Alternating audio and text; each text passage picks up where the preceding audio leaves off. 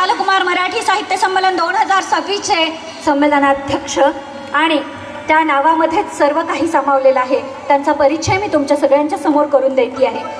आणि अर्थात माननीय डॉक्टर दिलीप मानसिंग गरुड, BSc MA MAd PhD असलेले माननीय गरुड सर. अर्थातच कर्मवीर भाऊराव पाटील विद्यानिकेतन संस्था येरवडा इथून सेवानिवृत्त मुख्याध्यापक म्हणून सर निवृत्त झालेत.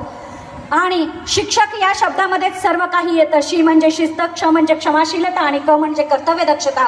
या 3 गुणांचा सुरेल संगम असणारं व्यक्तिमत्व साहित्य क्षेत्रामध्ये लीलया मुसाफिरी करतं. शिक्षण संक्रमण मासिकाचे ते स्वतः संपादक सदस्य आहेत. अमरेंद्र भास्कर मराठी बालकुमार साहित्य संस्थेचे ते कार्यवाह आहेत. साने गुरुजी संस्कार साधना संस्थेचे ते अध्यक्ष आहेत. आणि शिक्षकांसाठी त्यांनी 300पेक्षा जास्त कथाकथन कार्यशाळा आजपर्यंत घेतलेल्या आहेत.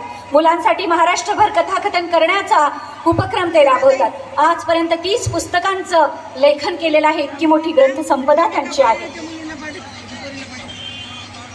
त्यासोबतच काही पुस्तके त्यांचे शीर्षक मी तुमच्या सगळ्यांच्या समोर घेते आहे. वक्तृत्व कलेची साधना, कथाकथन तंत्र आणि मंत्र, कथांचे प्रकार भाग आणि भाग 2, महामानव विनोबा, भाऊबीज, कथासंग्रह, जीवन स्पर्श, चांदणे शिंपित जा, ललित कलालेखन, सृजनशीलता आणि साने गुरुजी, डॉक्टर बाबासाहेब आंबेडकर, डॉक्टर सर्वपल्ली राधाकृष्णन, कर्मवीर भाऊराव पाटील, कथा ज्योतिबा सावित्रीची, पंडित जवाहरलाल नेहरू, राजर्षी शाहू महाराजांची 80 पानी मुलांसाठीची चरित्रे आणि कथाकथनातून मूल्य शिक्षण असं भरीव असं साहित्य संपदा असणारं व्यक्तिमत्व.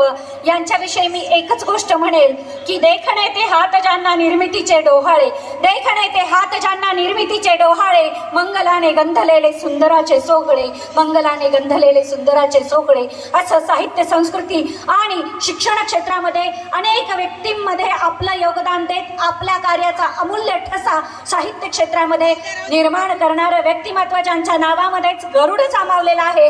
अशी साहित्य सांस्कृतिक आणि शिक्षण क्षेत्रामध्ये आपल्या कार्याने गरुड झेप घेणारे आजच्या या दुसऱ्या सत्यशोधक बालकुमार साहित्य संमेलनाचे संमेलनाध्यक्ष आहेत.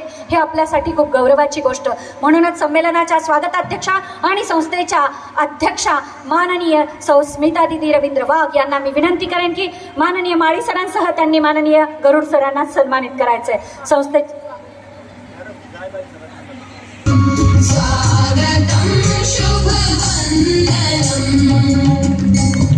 स्वागतम शुभवंदनम.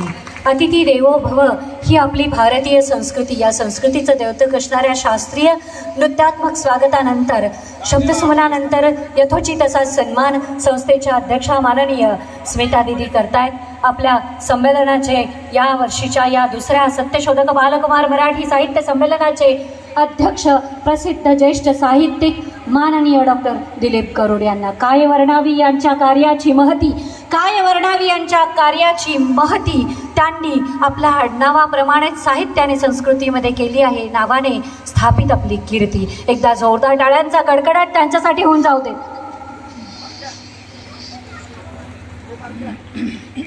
सन्मान एका दिग्गज साहित्यिक व्यक्तिमत्वाचा आणि शिक्षण क्षेत्रातला अतिशय दिग्गज व्यक्तिमत्व ज्यांनी हा छोटासा रोपट लावला आणि त्याला वटवृक्षात रूपांतरित केला असे आपल्या सगळ्यांचे लाडके संस्थेचे संस्थापक अध्यक्ष माननीय रतन माळी सर, संस्थेच्या विद्यमान अध्यक्षा माननीय स्मिता दिदी आणि संस्थेचे सचिव माननीय डॉक्टर रवींद्र वाघ सर. धन्यवाद.